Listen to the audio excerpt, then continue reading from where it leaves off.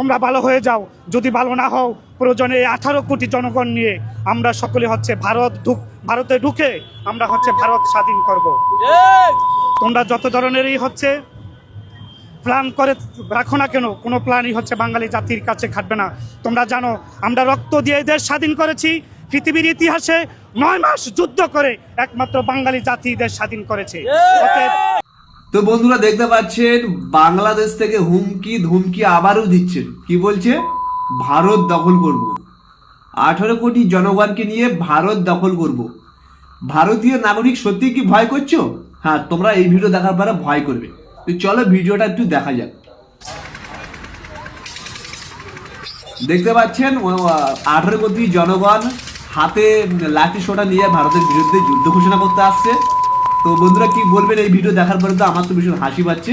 মানে এই হচ্ছে বাংলাদেশিদের কালচার। এরা চায় ভারতের সঙ্গে যুদ্ধ করতে লাঠি সোটা নিয়ে। হ্যাঁ, ওরা কিন্তু বর্ডার পার হয়ে আমাদের ভারতবর্ষে আসতে পারবে না।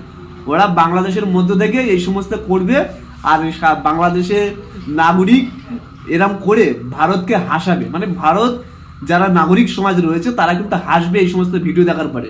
তো ভিডিওটা একটু বেশি করে শেয়ার করবেন। আর হ্যাঁ, কি যেন বলছিল? হ্যাঁ, বলছিল যে স্বাধীনতা করেছি আমরা। বা এই স্বাধীনতা কারা করেছিল? আমাদের ইন্ডিয়ান আর্মি করেছিল, ইন্ডিয়ান আর্মি। আমাদের ইন্ডিয়ান আর্মি না থাকলে তোদের ওই বাংলাদেশটা কখনো ভারতের মধ্যে কিংবা বাংলাদেশের মধ্যে থাকতো না। তোদের বাংলাদেশটা এখন ভারতের মধ্যেই বললেই চলে। এই ভারতের জন্য তোদের বাংলাদেশটা রয়ে গেছে। তো ভাই তোরা যা শুরু করেছিস, আমি মনে করি যে তোদের জন্য কোনো ভারতীয় সেনাবাহিনী লাগবে না। আমরাই আছি যথেষ্ট, ভারতীয় নাগরিক সমাজ যথেষ্ট, শুধুমাত্র পশ্চিমবঙ্গের নাগরিক সমাজ যথেষ্ট, আর কাউকে দরকার নেই।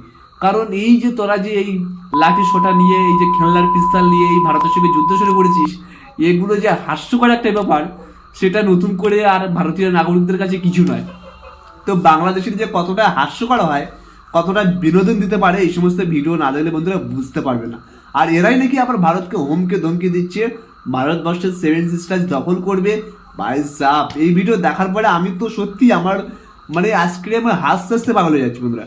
তো যাই হোক, আপনারা কি বলবেন অবশ্যই কমেন্ট করে জানাতে পারেন। ভালো থাকবেন, সুস্থ থাকবেন।